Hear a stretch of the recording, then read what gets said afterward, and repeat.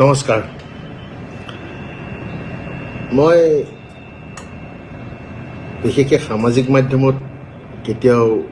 live আহি পোৱা নাই আজি প্ৰথম লাইভ আহিছোঁ মই দেখিছোঁ বেলেগে লাইভ কৰা নিজৰ বক্তব্যবোৰ ৰাখে নিজৰ ক'বলগীয়াখিনি কয় আজি ময়ো বিশেষ এটা কাৰণে অসমবাসীৰ ওচৰলৈ লাইভত আহিছোঁ কিছুমান কথা ক'বলৈ কথা মানে ভিতৰত কিছুমান কথা সোমাই আছে সেইবোৰ লিখিলে হয়তো বহুত সময় লাগিব সেইখিনি লিখি ক'ব নোৱাৰোঁ মুকলিমুৱাকৈ ক'ব বিচাৰিছোঁ আপোনালোকক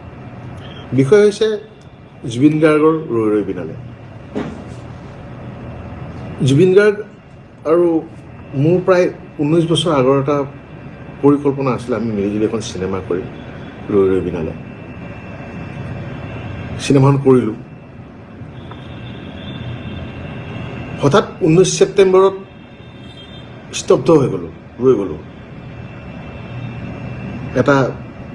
এনেকুৱা এটা খবৰ আমাৰ মাজলৈ আহিল যিটো খবৰ আমি বিশ্বাস কৰিব পৰা নাই এতিয়া সহজভাৱে ল'ব পৰা নাই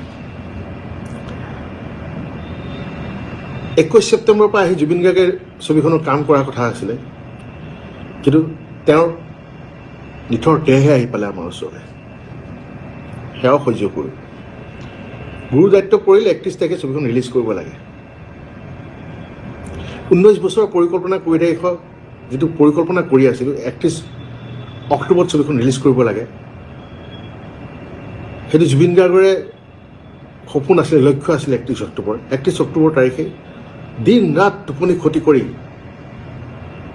পৰাণ বৰকটকী ৰাহুল গৌতম শৰ্মা আমাৰ প্ৰযোজক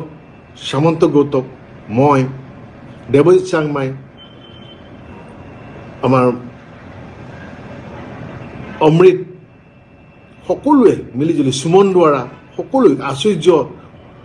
চিন্তু ফুকন সকলোৱে মিলিজুলি অশেষ কষ্ট কৰি 31 তাৰিখে ৰাইজৰ মাজত ছবিখন ওলাই দিলোঁ 19 বছৰে গৰ্ভধাৰণ কৰি থকা এটা শিশু ৰৈ ৰৈ বিনালে আজি 9 দিন হৈছে 9 দিন আজি মাত্ৰ 9 দিন হৈছে এই 9 দিনীয়া শিশুটোক বাচ্চাটোক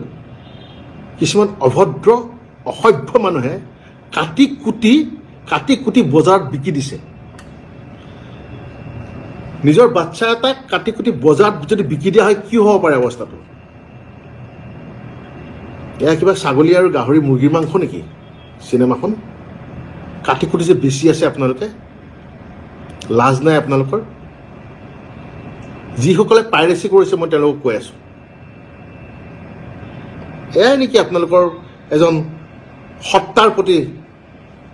শ্ৰদ্ধাঞ্জলি তেওঁৰ মৰমৰ সপোনক এই শ্ৰদ্ধাঞ্জলি জনাইছে আপোনালোকে এই যে কৰি আছে বিশেষকৈ কিন্তু আমাৰ অসমৰ মানুহে কৰি আছে সেইটো তেতিয়া বেছি দুখ লাগিছে কোনোবা অনা অসমীয়া কোনোবা বহিৰা গোষ্ঠীয়ে ডাঙৰকৈ কিবা এটা কৰিছে সেইটোতো কৰিব যুঁজিবলগীয়া আছেই অসমীয়া চিনেমাৰ কাৰণে এখন দুৱাৰ খুলি থৈ গৈছিলে জুবিন গাৰ্গদেৱে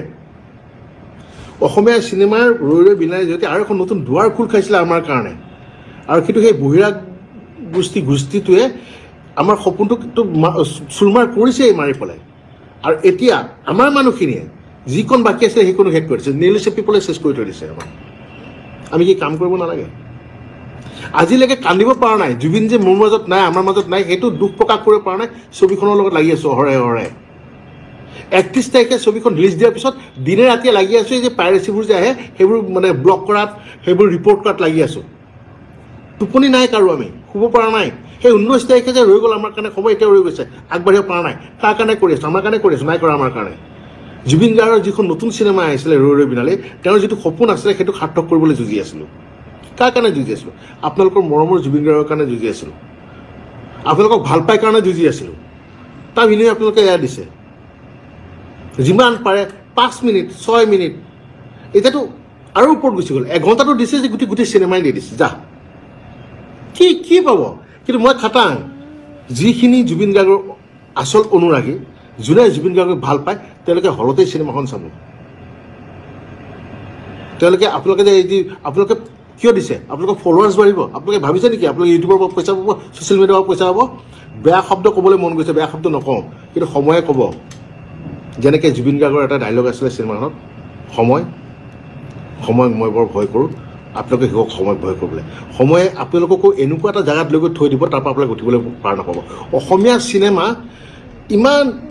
কষ্ট কৰি প্ৰত্যেকজন কলা কুশলী শিল্পীয়ে আৰ্টিষ্টে ইমান কষ্ট কৰি আছে অসমীয়া চিনেমাৰ কাৰণে অকল মই ৰৈ ৰৈ বিনালে বুলি কোৱা নাই প্ৰত্যেকখন অসমীয়া চিনেমা এতিয়া যিমান আহি আছে আপোনালোকে কয় আমাক হাঁহে অসমীয়া চিনেমা বনাইছ আমি কিয় অসমীয়া চিনেমা চাম চাউথৰ ছবি চাম অমুকৰ ছবি চাম কি ছবি চাব চাউথৰ ছবি এয়াহে আপোনালোকৰ এয়াহে গুণ 9 দিনীয়া বাচ্চাটোক কাটি কুটি বজাৰত বিকি দিছে আপোনালোকে নিজৰ বাচ্চা হোৱাহে আলফুলে যে ৰাখে আমিও আলফুলে ৰাখিব বিচাৰোঁ আমাৰ বাচ্চাটোক কিন্তু এটা আপোনালোকৰ বাচ্চা নহয় নহয় জুবিন গাৰ্গৰহে বাচ্চা আছিলে এই ৰৈ ৰৈ বিনালত লাগি থকা আমাৰহে বাচ্চা আছিলে আপোনালোকৰ থৰি বাচ্চা নেকি সেইকাৰণে যিমান পাৰে কাটি কুটি বিকি আছে বজাৰত এই যে কৰি আছে ভাবিব কথাবোৰ আপোনালোকে ৰৈ ৰৈ বিনালখনক কাটি কুটি পাইৰেচি কৰি থকা নাই আপোনালোকে ৰৈ ৰৈ বিনালত অনিষ্ট কৰি থকা নাই আপোনালোকে নিজৰ লগত অনিষ্ট কৰি আছে নিজৰ সংস্কৃতিৰ লগত অনিষ্ট কৰি আছে নিজৰ সংস্কৃতি পথাৰখনত কুঠাৰ মাৰি আছে আপোনালোকে কি পাই আছে ফলোৱাৰ্ছ বাঢ়িছে কেইটামান কি হ'ব ফলোৱাৰ্ছ বাঢ়ি কি কৰিব সেই ফলোৱাৰ্ছকেইটা যাওঁতে লৈ যাব নেকি ক'ত নিব যিয়ে কৰক জুবিন ক্ষেত্ৰত গৈ কিন্তু আমি জুবিন গাৰ্গকে বিচাৰিম তেওঁৰে সান্নিধ্য পাবলৈ যাম এই পাইৰেচিকেইটাৰ এই চুৰকেইটা সান্নিধ্য পাবলৈ নাযাওঁ মই বাৰে বাৰে কৈ আছোঁ গৰু চুৰ কৰাও চুৰ আৰু চিনেমা চুৰ কৰাও চুৰ আৰু এই চুৰ প্ৰবৃত্তিৰ লোকৰ এই চুৰ প্ৰবৃত্তিৰ মানুহৰ লগত জুবিন গাৰ্গ কেতিয়াও নাছিল অসমীয়া মানুহ কেতিয়াও নাছিল অসমীয়া সমাজ কেতিয়াও নাছিল অসমবাসী কেতিয়াও নাছিল অসম কেতিয়াও নাছিল যিখন বৰ অসমৰ সপোন দেখি দেখি আমাৰ মাজৰ পৰা জুবিন গাৰ্গ গুচি গ'ল আমি চিন্তা কৰিব লাগে তেওঁৰ যিখিনি কাম আধৰুৱা হৈ আছে তেওঁ যিটো সপোন দেখিছিলে সেইবোৰক আগুৱাই নিয়াৰ আৰু আমি কৰি আছোঁ কি